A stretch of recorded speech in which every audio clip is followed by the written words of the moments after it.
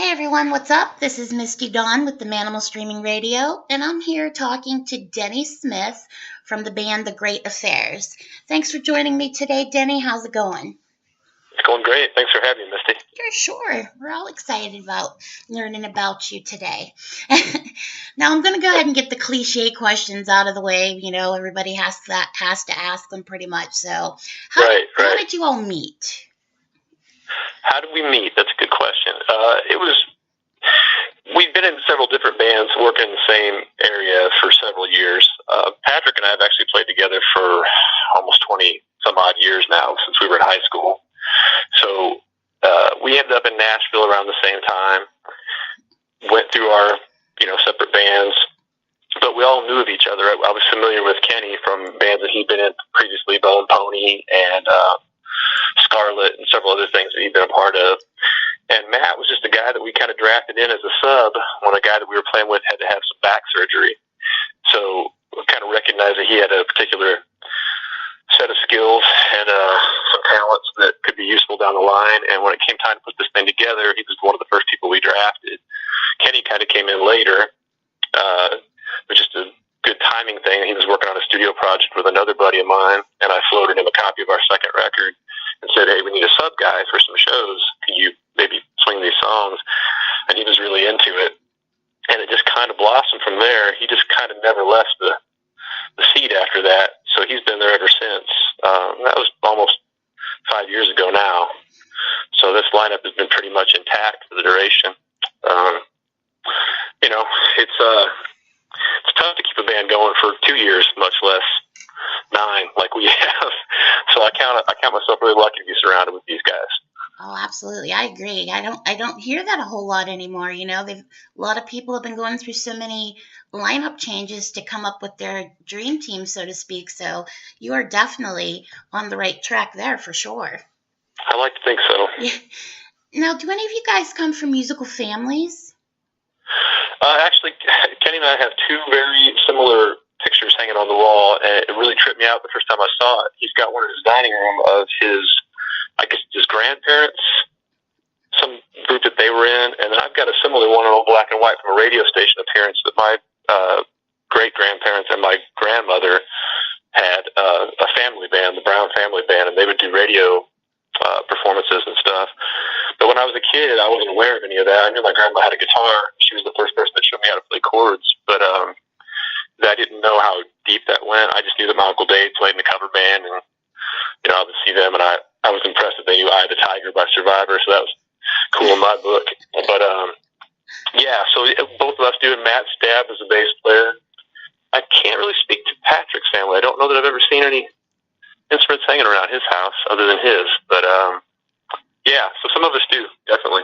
That's cool. You have a rich history of music in your family. That's always interesting when something like that happens, when you're not sure, and then all of a sudden you find that, wow, I didn't even realize this. I wonder if this was something that was passed on through the generations to me. Yeah, it really did trip me out. The first time, I didn't see the picture until after my grandmother passed away a few years ago, and we were going through some stuff at her house, getting it ready for sale.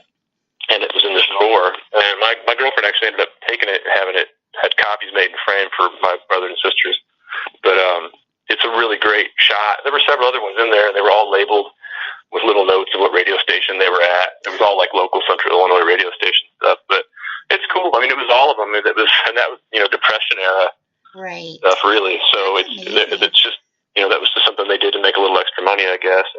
Huh. And my grandpa owned a garage as well, but that was his sideline activity where the whole family could be involved. It's really, really kind of cool. That's awesome.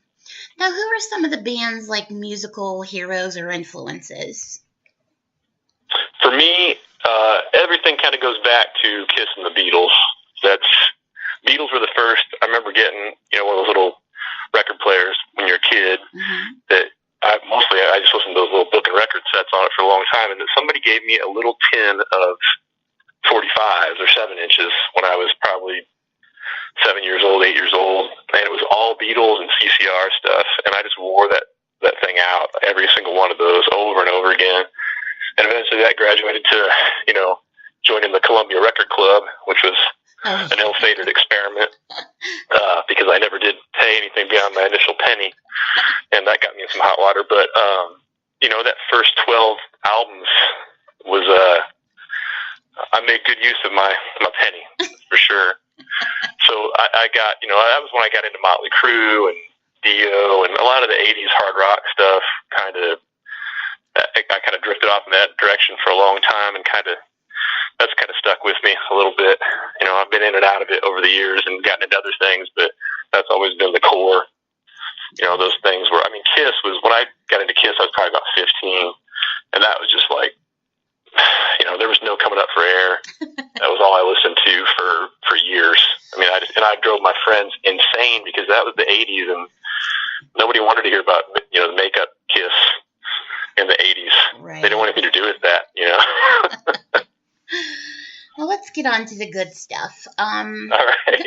I'm actually going to start this with what I read that Screamer magazine had to say about your sound. They stated that The Great Affairs has the instant hooks and melodies of Cheap Trick with the Americana of Tom Petty and the Heartbreakers. That puts you guys in some pretty good company. How incredible did that make you feel reading that? That was a good day. Yeah, that was a good day. Those are two. I didn't really get into Cheap Trick until later on. I'm from Central Illinois, and they're from Rockford, just a couple hours north. So they were always a major radio presence. Even the albums that weren't necessarily their big hits worldwide and stuff, they were still huge in Central Illinois. They always kind of had that market. So I was really well acquainted with them. But there was a point when I got really dove into that stuff, and that is that's, to me, that's the quintessential American rock and roll band. And maybe it's just because I'm from that same neck of the woods, but I can totally relate to everything about them. They combine all my favorite things. And then the Petty thing is just, I think that has more to do with, my voice and Kenny's voice. Right. Kind of have a similar kind of thing to it. And, again, I didn't really get headlong into the Petty stuff and the Heartbreakers thing until later on. But when I did, it was like, oh man, where have I been on this? I've totally slept on this for years. And now that's like, those are the cornerstones of our sound, Yeah, I understand that. And we don't shy away from it either because it works for us, Right. I just was, when I read that, I thought, my goodness, that's pretty good praise. Well, it does put a burden on you because, it's not like they said we sound like, some obscure band that only 5 people have ever heard of. It's like that, you got to deliver on that. And it is tough because, those are two of especially the Petty thing. Right. That's such a massive, iconic, American artist that, that's a lot to live up to when somebody says that. And when we started using that in our press materials, I was kind of leery at first of like, man, do we even want to put that on there? Because that really sounds like we're, tooting our own horn. But he said it, so I'm going to run with it and try and live up to it. And I love both of those acts. Those are two that are definitely in my top 10. And, I'm not ashamed to admit that I'm happy to steal whatever tricks I can from both of them, no pun intended. Put a little bit of big shoes to fill, but you know what? If somebody said it and it was somebody like a magazine like that that's well known, I think you're pretty golden there. So yeah, we'll take it. We'll take it where we can get it.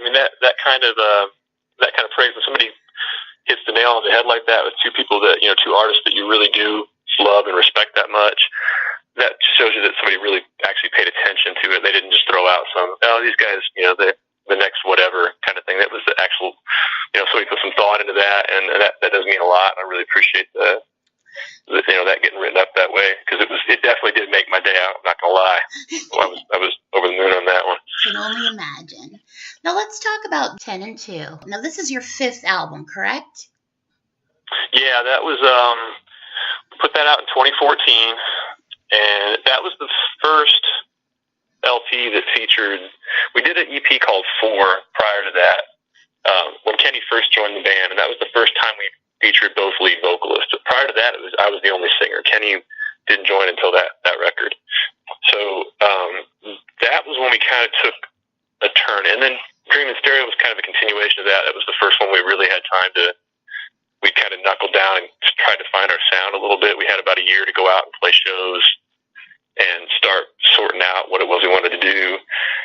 And we decided we were going to do that record and kind of try and not restrict ourselves bells as much and do something that was a little more produced. And, we hired a keyboard player, and, we definitely went a little overboard on the production, because when we came to play it live, we realized we couldn't do some of the songs because there weren't enough hands on deck to pull it off. Right. But I'm really proud of that album. It covered a lot of bases. There's a lot of cool pop stuff on there. We definitely got the guitar solos in. There was no shortage of guitar solos. And yeah, I think that was the first time we did a really fully realized, big production record. So it was cool. Took some time, but it was fun. Well, how do you feel you've changed from the very first album to this album? Oh, wow. Well, if you were to A/B them, sonically, they're two totally different things. The first Great Affairs record was more of we were doing shooting for a Ryan Adams kind of thing, which is mostly acoustic guitar. There was electric guitar, and we did it every once in a while. We laid into it a little bit harder and kind of rocked out some, but it was more about doing a real dynamic, kind of moody, acoustic-based thing. It was all the same players that are in the band now, except for our drummer. We had a drummer named Tim Good. He is more of a laid-back version of Mick Fleetwood, a feel drummer. So we were doing these really spacey kind of, it was more of an Americana thing. It would not have at all wandered into the hard rock or even rock and roll realm, I don't think. And it was really about lyrics and, putting that out front instead of being about, big guitars and big drums. We're trying to get away from that a little bit and do something completely different, because I had another band going at the same time called Former, and it was a big, loud rock thing. So I didn't want to do anything that was even going to remotely compete with that. I wanted it to be something totally separate. And man, it was totally separate. It was not well received by the people that were expecting Former Part 2. It was definitely a shock to the system for people that had been into stuff that we'd done before. But it was cool. It was good to get that out and do something completely, something we had never ever done before. I'd never done anything like it at all. But now we've kind of come full circle, and we're back to this big, rock and roll kind of vibe that, honestly is easier probably for me, because that's more what I cut my teeth on. Mm-hmm. But it was definitely an adjustment getting back to that, and, learning to sing like that. And, for years I was just a guitar player. Mm-hmm. So I didn't have to scream over loud guitars. I had to just be the loud guitars. So this is a whole adjustment, doing this rock and roll frontman thing, Right.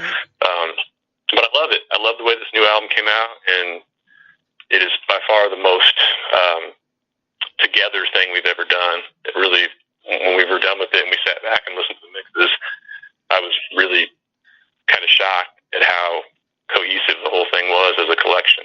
So I'm really proud of it. Which track was laid down first off this album?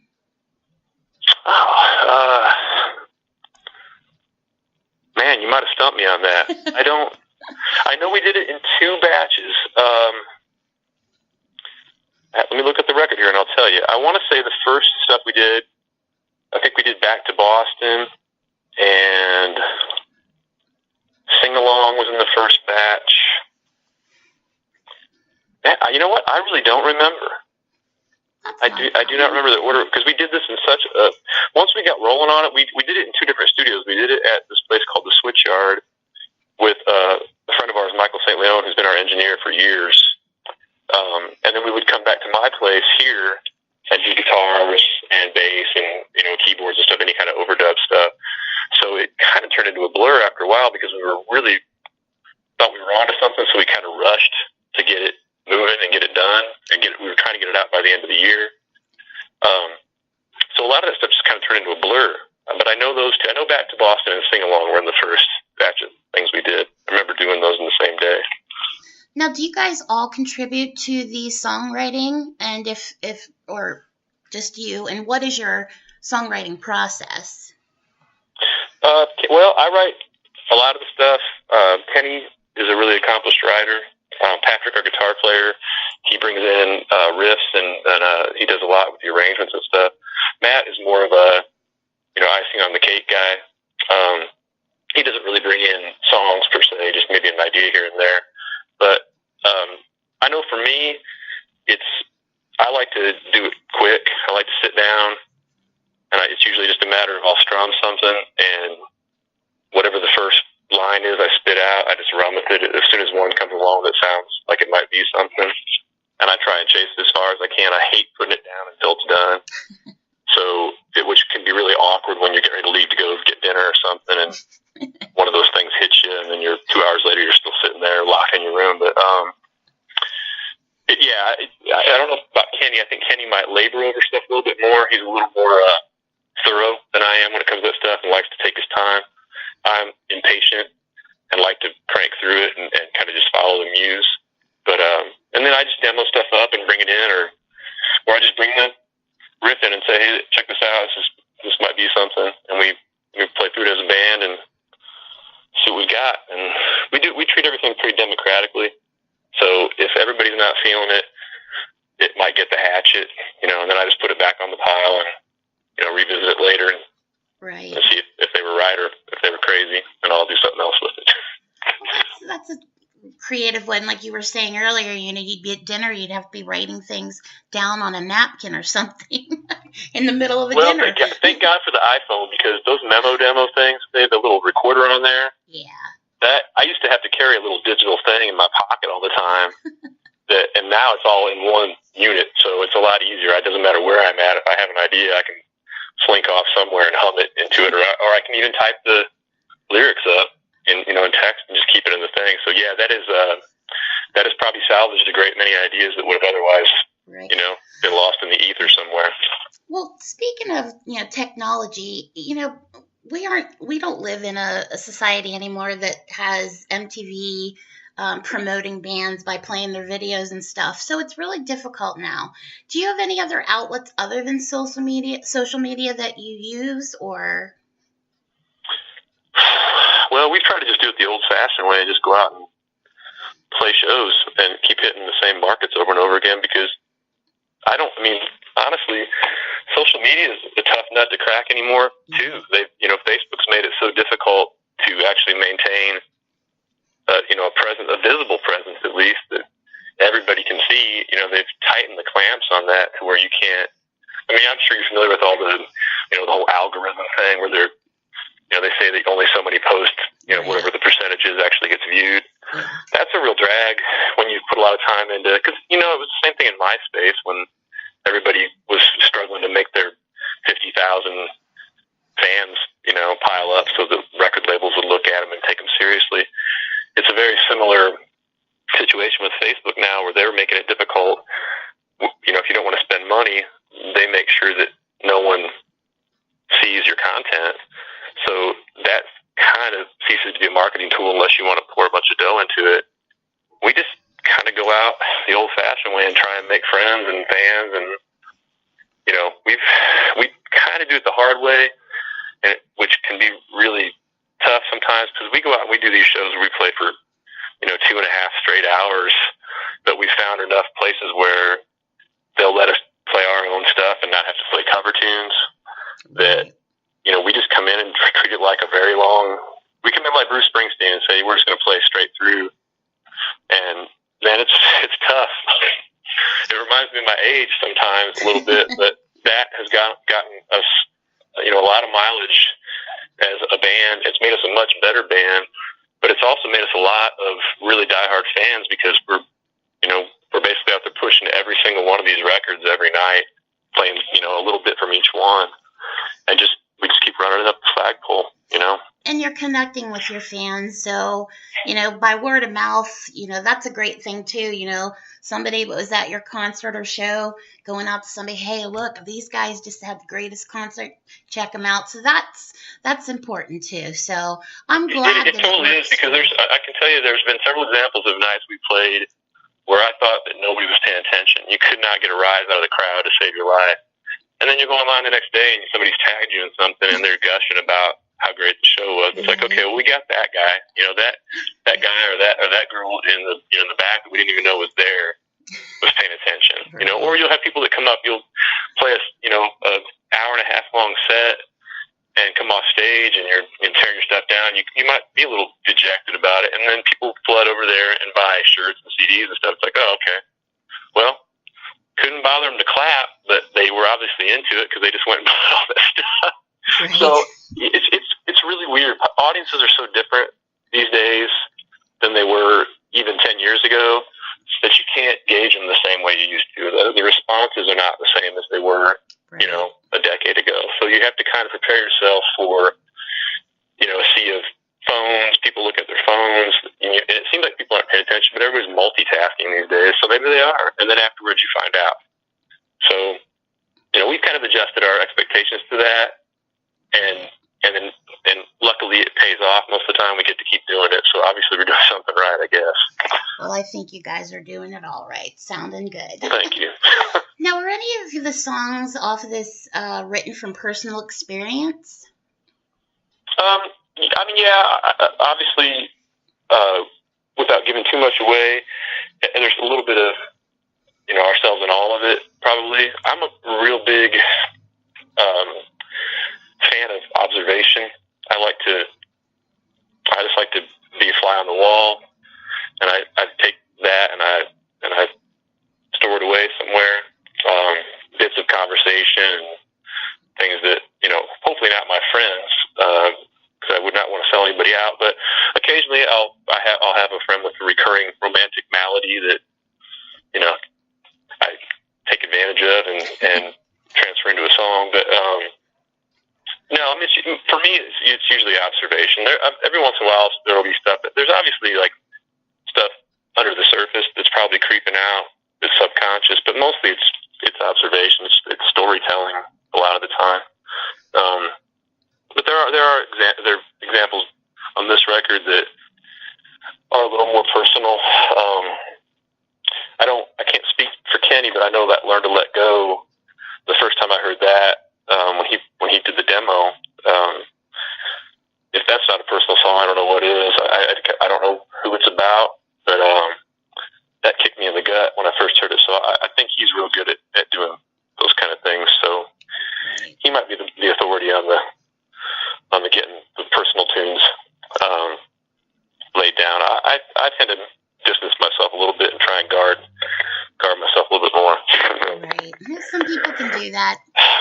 I don't have that. For lack of a concise answer, let me try and distill that down to, yes, there's a little bit of me in my songs, but most of it is just I'm spinning yarns up there. Right. Now, I really like every song. I love them actually. But my favorite is Like Stone. Can you tell me a little bit about that song? Well, it almost didn't make it. That was the last thing written before we did the last batch of tracks. I had the riff, and I played it. It was one of those things where I just kind of, you'll just bounce something off, and you'll see somebody's eyes light up, and you're like, okay, maybe I got something here, but let me chase this real quick. And that was one that just kind of, so once I saw that everybody was kind of getting into it, I took it and I did a little treatment of it and had some lyrics. It probably took me like an hour to write the arrangement and the lyrics and stuff, and brought it back in for the next rehearsal. And we ran through it, and it was it was a no-brainer. You could tell it was something. We didn't have anything else on the record like it, because we wrote 50 some songs for this record, and we had already thought we distilled it down to we had about 15 we were going to take in and record, and then we're going to narrow that down to 10 once they were done. And then this one kind of crept in on the back end of it. And once we did it, I was like, it's really good. I love the recorded version, but when we took it over to Michael Webb's place to do the Mellotron and the keyboard stuff on it, it went to a whole other level entirely. And I was like, oh man, this might be my favorite song on the record. It was so cool once he put all those parts in that now it was like, now I could hear the bigger picture, which I have to give Kenny credit where credit's due. That was his idea to bring in the Led Zeppelin style keyboard thing. And I was like, man, this is like a whole other song than what I originally envisioned. But yeah, I love that one too. the lyric in it goes, that one is kind of personal, and I mean, it's pretty surface. You can kind of tell what I'm talking about in there, but you know, it's one of those things where you're kind of sorting through some things that have been thrown at you, and letting the person know that, look, you know, I've been down this road before. You know, don't worry about me. I've got this, kind of thing. You know, nothing you do is going to break me worse than I've been broken before. Right. I just love that song. Like I had it on repeat for a good while. I just kept playing it over and over again, and it's one of those songs that just like connect to on another level other than just listening to the music. So I'm so glad it made the album. So glad. Now, which of these songs would you feel captures the core of the band as a whole? Well, I mean, we do so many different things. I think Sing Along is a great. That one really captures the Kenny and Patrick side of things. They're the humble pie, free, Bad Company guys. They bring the Black Crowes side of things to it. I bring more of the pop side of things to it. So like Unfound would be, or Hands Off the Wheel. Those are my wheelhouse. Those are the songs that are, you know, if I was going to do something, you know, where I had to answer to no one and could just crank out whatever I wanted, like a solo record or something, those are the kind of songs I would bring to the table. The stuff that is the big pop, hooky anthem kind of thing. And that, and I do ballads. Ballads are my thing, but I got a million ballads. Everybody's sick of my ballads. So I bring the pop side, and then those guys bring that rock and roll thing, and then somewhere we meet in the middle, and all these other songs kind of come out of it. You know, when we did this one, we did it with the idea in mind that we're going to kind of lay off the strummy stuff and not worry so much about, you know, acoustic guitars, and we were going to do riffs and have big, loud guitars and make a big, you know, bombastic kind of thing, but not with, you know, not in a cheesy kind of way. It was going to be earthy and you know, real drums and you know, Marshall amps and stuff kind of thing, and take it back to the 70s, and that's kind of what we shot for. I think we got it. Definitely. We got most of the way there, at least, you know.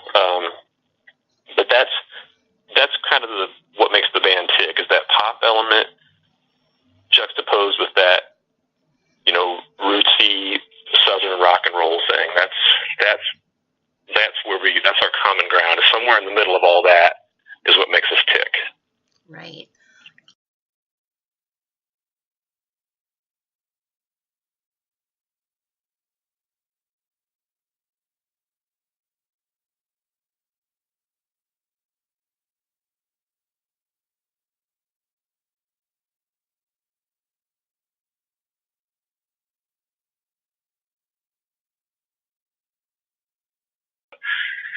And it was really, you know, it was a case of, we had done this DIY for so many years, and I just felt like we had taken it as far as we could take it on our own. There was just, like you were saying earlier about, there is no MTV anymore to promote, you know, fledgling bands. There's no, you know, social media is kind of limited, unless, you know, we can't all afford to hire a, you know, $4,000 a month publicist. You know, how do we get ourselves to be part of the machinery, you know, the bigger machine, obviously, than what we're currently operating with? And that seemed like that was the thing. Let's see if we can just take it up a notch and see if we can find an indie label that might get behind this. So I just kind of floated it out to a couple different people, and John and I started talking, and he showed some interest, but it was, you know, he realized that we were a little bit outside of what Kibble normally does. We weren't. We were a little less hard rock. We were a little more on the, you know, pop rock and roll kind of thing. And I was concerned. I thought, well, he won't. When I sent it to him, I'll be 100% straight with you, I thought he would just ignore me. I thought, well, this is not, but we'll go ahead and do it. So that way I can tell the guys I at least tried. And it was quite the opposite. He was interested. He was, you know, he was guarded about it. He wasn't, you know, he realized it was going to be a challenge for him to try and push it. But he got on board, and, you know, really didn't do much to alter, you know, the vision we had. He kept the record as it sat. Didn't ask us to remix anything, or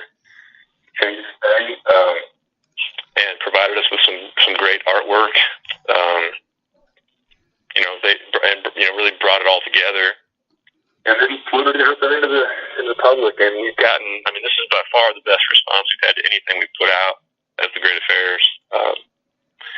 And it's done a lot to elevate our profile. He's been really good to us.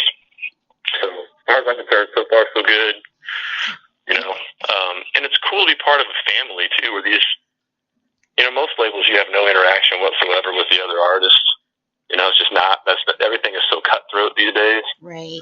But Mike from Steel City I joked the other day I might have to put him on the payroll. He's done so much to hype the record. We've done shows with the Rumors. They're great. And a great band. It's just, you don't get that anymore. Everything is so fractured, and it's every man for himself. To see a label that actually, fosters that environment and, pushes for it, wants the acts to help each other, that's just a rare breed. It's just, right. it was a nice change of pace because we're just not used to that.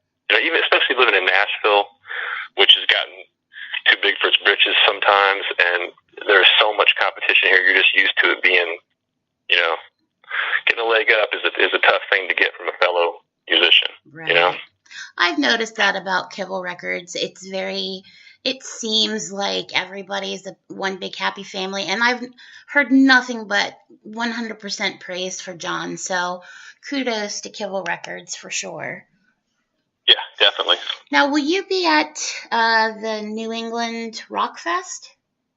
Yes, ma'am. We are on right after the Rumors and right before Eric Martin's band on Friday. Great. Hope we get lots of video because I can't be there, but I'd love to be. Well, we're looking forward to it. This will be our first time on the East Coast too. We've done the West Coast. This will be our first time out East, so we're really looking forward to it. And that's a great lineup too. Yeah. We played with Firehouse before, but that's the only band other than the Rumors that. Oh, actually, I take that back. We did play with Eric Martin acoustic a couple of years ago, and we played with the Trickster guys who are backing him. So I guess we played with a few of them, but as far as all the Kibble bands, this will be our first time with anybody besides the Rumors. So it'll be good to meet all those guys.